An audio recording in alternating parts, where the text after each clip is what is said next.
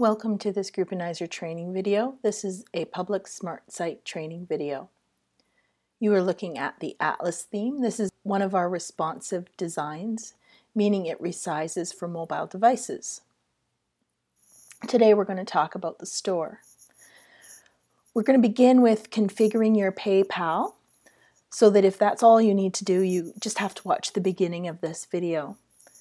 And then we're going to set up the store by adding it to the menu, adding the shopping cart side block, and then adding an item to the store. Let's begin. To set up PayPal, you're going to go to Store, Configuration, Payment Methods. In the bottom portion, you're going to see PayPal WPS. Let's start by enabling that.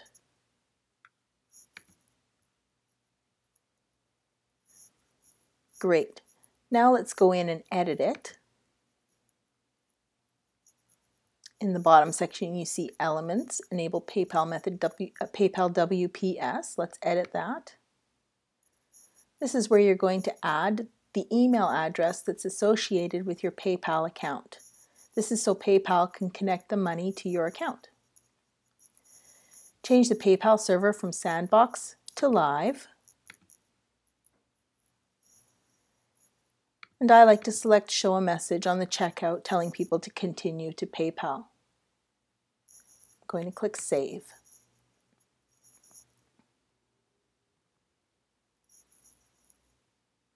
We're all done there. Save out the changes. And let's go back to Payment Methods. And there we have our PayPal is definitely enabled. It's in the top section. And we know that we've put the information in that's going to connect the money to our account, so we can get out of there. That's it for configuring the PayPal portion. If that's all you needed to do for your store, then you're done. Now we need to add the store to the menu of this site. Often if you have informed me that you want a store, I will have already done that for you. But if you've changed your mind or if it was something you wanted to add later on, then this is how you're going to add it to your menu. Structure, Menus, Main Menu. Check the list and see if I already have the store in there, but it's just disabled. If it's disabled, all you have to do is click this box to enable it and save your configuration. Let's do that. That's done. Now let's say the store wasn't showing in the list of links. We're going to have to add that link. The menu title would be Store, or you could name it your Chorus store or whatever you want it to be. And the path needs to be Product Catalog with a dash, exactly like that. We're going to enable that. We're telling it to go into the main menu. And we can weight it if you know what weight it needs to be. Again, the bigger the number, the heavier it is, the further down the list it goes. Let's click Save. All right, so the second store that I've added is showing up here under Home. Just like any menu item, you can drag that down to wherever you want it to be. We don't need this second instance because we already have one, so I'm going to put it at the bottom and then click Delete so I know I'm deleting the one we just added. Okay, so our store is in our menu. It's showing at the end. Let's close out of this and make sure. Refresh, and there it is, the store. To add something to your store, it's a content type. You're going Add Content, Product Display. I've already added an item, so we're going to just go to Content. And we're going to look at this item I added called My New CD. Let's edit that. This looks very familiar. It looks like any other content type with very few differences down here in the product area. Everything else is the same.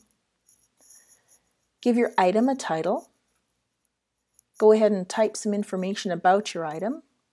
You can hot link in clips to MP3s or anything that you would like in here by using the hot link button.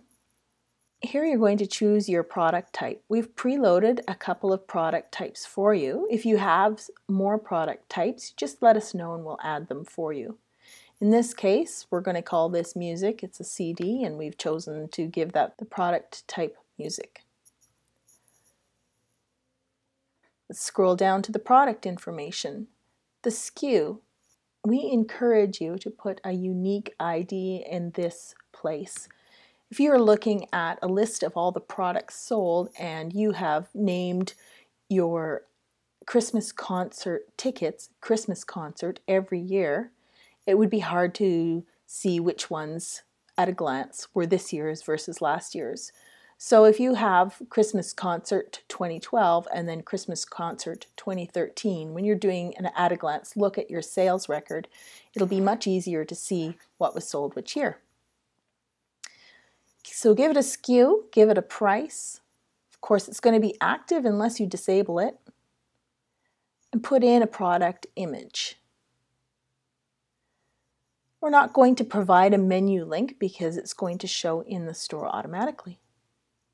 Let's save that. And let's have a peek in our store.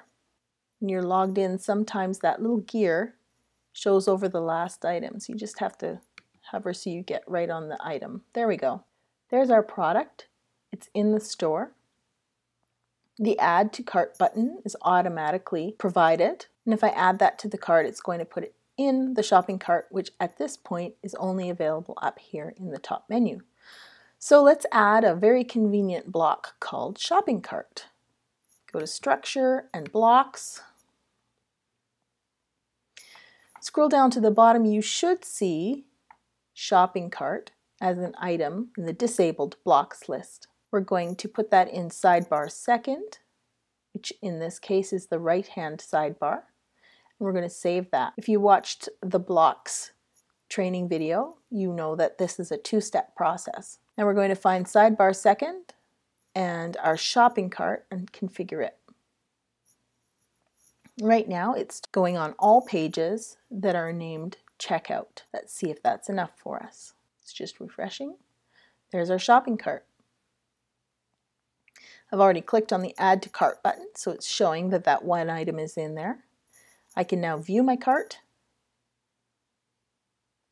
There it is. I can change my quantity there.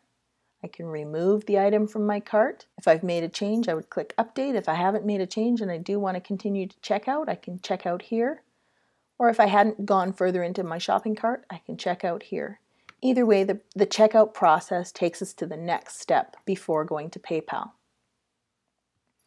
Shipping information needs to be put in.